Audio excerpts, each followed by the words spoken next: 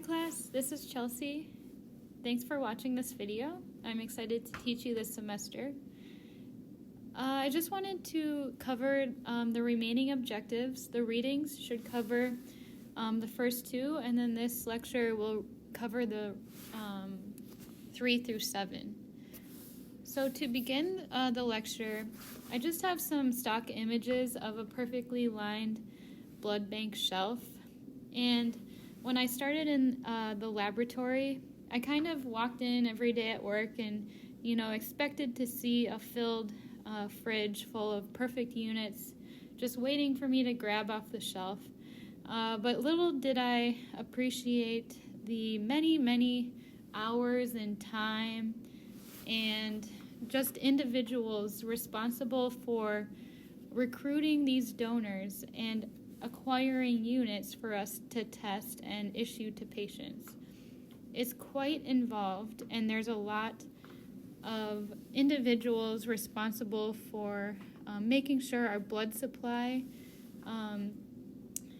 remains consistent. So then I have an image. This is what an actual blood bank fridge typically looks like. Kind of just scrambled all over, but that's why I love the blood bank. So to begin the lecture, the cornerstone of a safe and adequate supply of blood is the motivation, recruitment, selection, and retention of non-remunerated repeat blood donors. That means voluntary, not paid. An adequate supply of low-risk donors requires a very, very smooth operating donor recruitment program. So I'm going to kind of go into 5 different areas that a donor recruitment program can use to be successful. This first slide is an introduction to the first part of my discussion. And I don't know if you've heard of this organization, but it's called REDS. And REDS stands for Recipient Epidemiology and Donor Evaluation Study.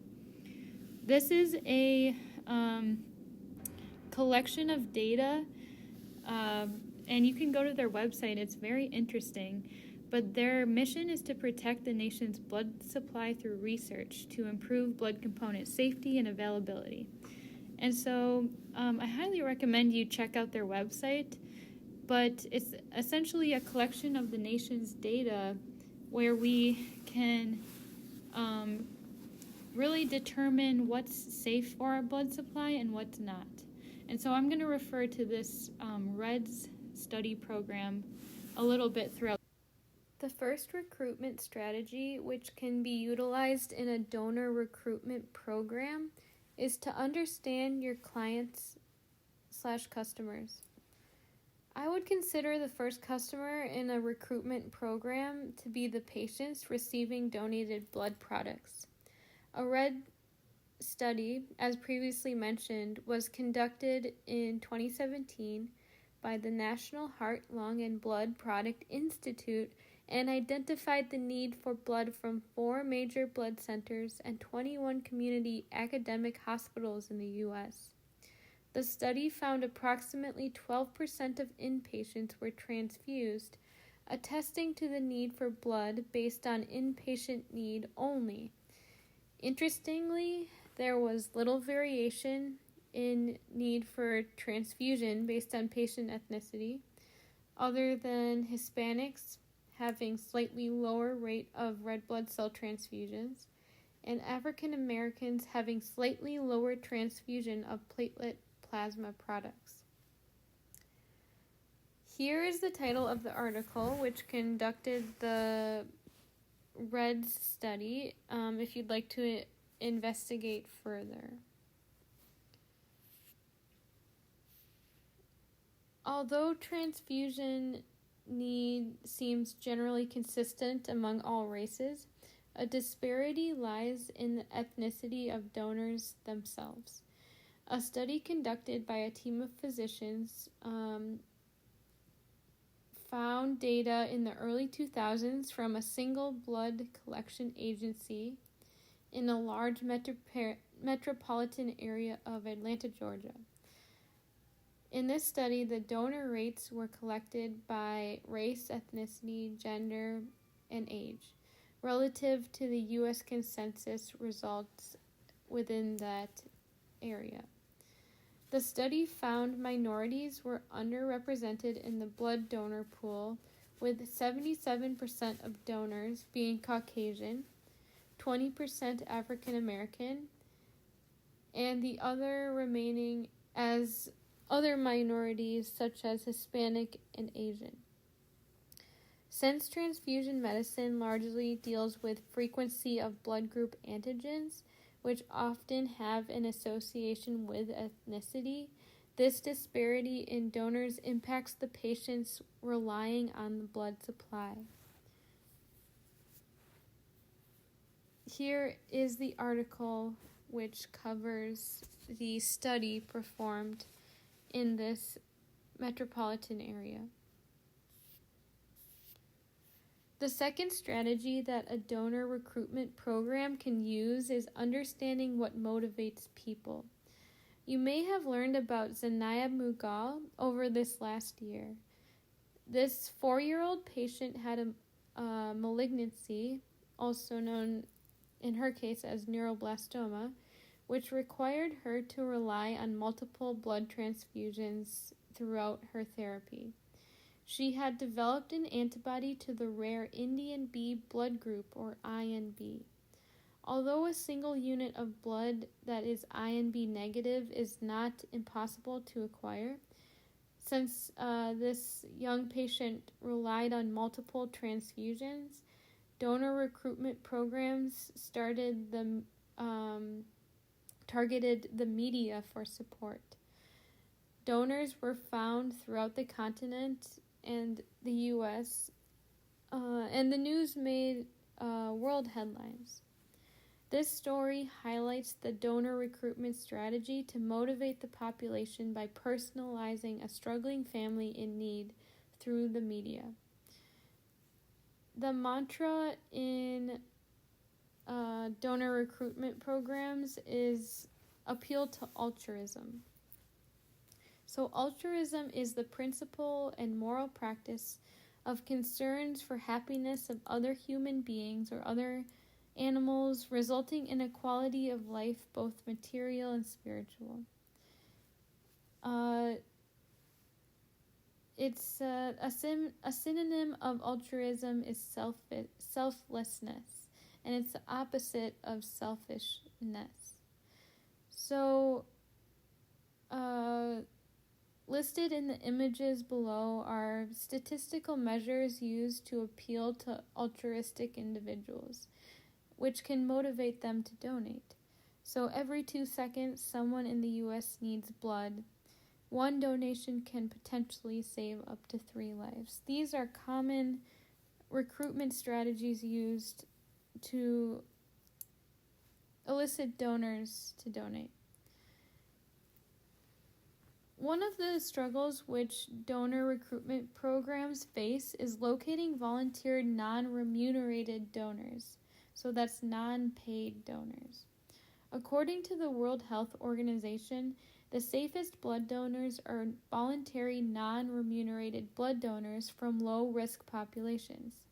The World Health Organization's goal is for all countries to obtain all blood supplies from voluntary donors in accordance with World Health Assembly Resolution 28.72, which was adopted in 1975. The image you see here is from the ISBT community, and it shows a blood product labeled with voluntary donor on the label. Any unit which is sourced from a volunteer donor will say so on the label. Any unit which is sourced from a paid donor will also appear on such a label. A donor who is unpaid will have lower viral marker rates because their incentive is purely altruistic. The FDA established a paid donor as a monetary payment which includes in any amount or items which are readily convertible to cash. A donor recruitment program offering a $5 gift card to Target, for example, does not necessarily increase the incentive for higher risk donors because it's not a monetary payment which can become cash.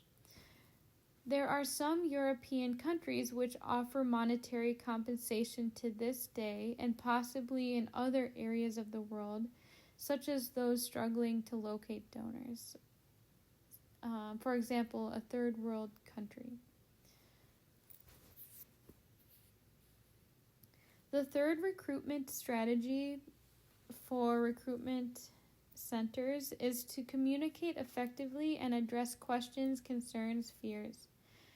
The example I have for this is donor recruitment centers face donors who have prejudices or preconceived ideas, political views, fears, and concerns in their own communities involving the blood supply. I've posted an article on the right side of the screen here. It represents an article written in the New York Times predating the pandemic regarding race and the blood supply. The article highlights not only the need for minority donors, but the historical injustices which may have led to a mistrust in certain communities and recruitment centers. The man on the left is Dr. Charles Drew, who was a preeminent doctor in transfusion medicine in the mid-1900s. Dr. Charles Drew was known to have established mobile blood drives and the need for storage requirements of blood products. Dr. Charles Drew is also known for speaking out against civil injustices within the transfusion medicine community, as it was noted that transfusion centers and blood donor centers were separating and segregating and also labeling African American blood products. One of the donor centers I worked for opened a Dr. Charles Drew Memorial to commemorate the hard work of this individual and also provide donors a sense of acknowledgement and of the struggles that this individual stood up for in civil unrest. And so that was not a strategy, but a type of recruitment opportunity to acknowledge to the community that this individual struggled and there is a history behind race and blood.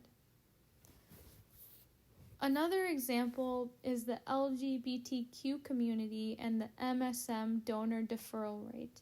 I will review this at the end of the lecture, however. So, the fourth strategy for blood recruitment centers is to provide excellent service and support for donors. These pictures represent donors who are experiencing friendly conversation in a sterile, clean environment.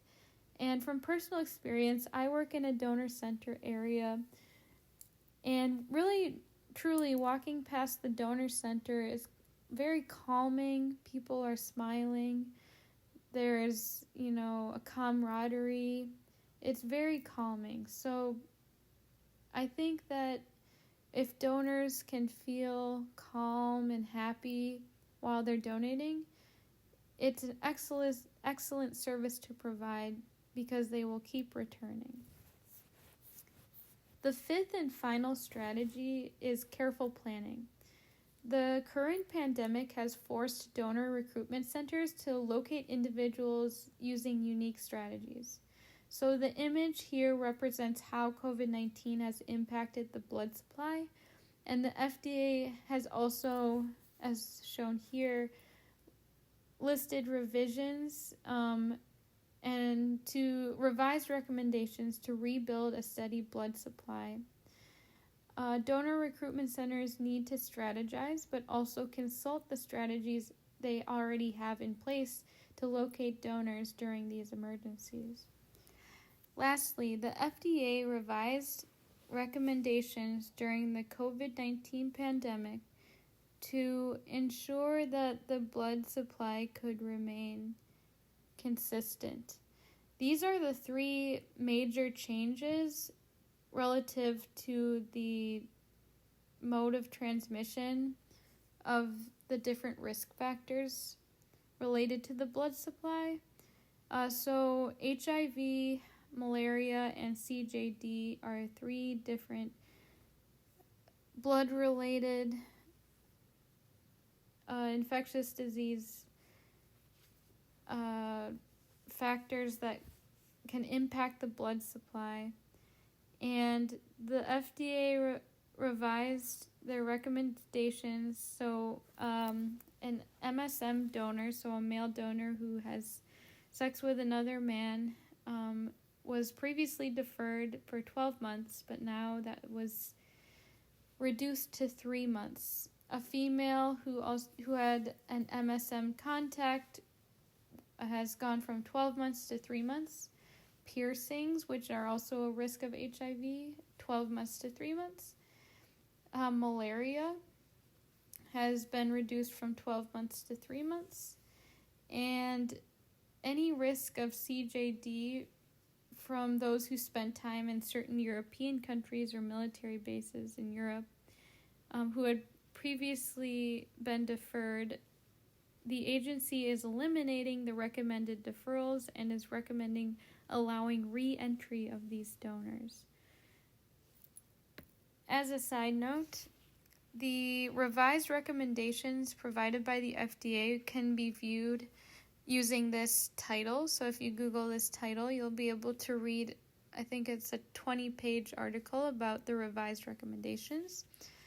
I did want to mention, though, on the SBB ASCP exam committee released a statement regarding these changes. So the FDA guidance for changes in donor eligibility during the COVID-19 pandemic are to ensure an adequate blood supply and only apply for the duration of the pandemic. Donor eligibility questions are based on pre-pandemic requirements and will not reflect temporary changes. So rest assured, I did want to mention that these changes have occurred and been revised, but they're only limited to the pandemic time, however long that lasts, and they will not appear on your SPB exam. So for exam purposes, we will continue to remember the 1-year rule for MSM individuals and malaria risk patients.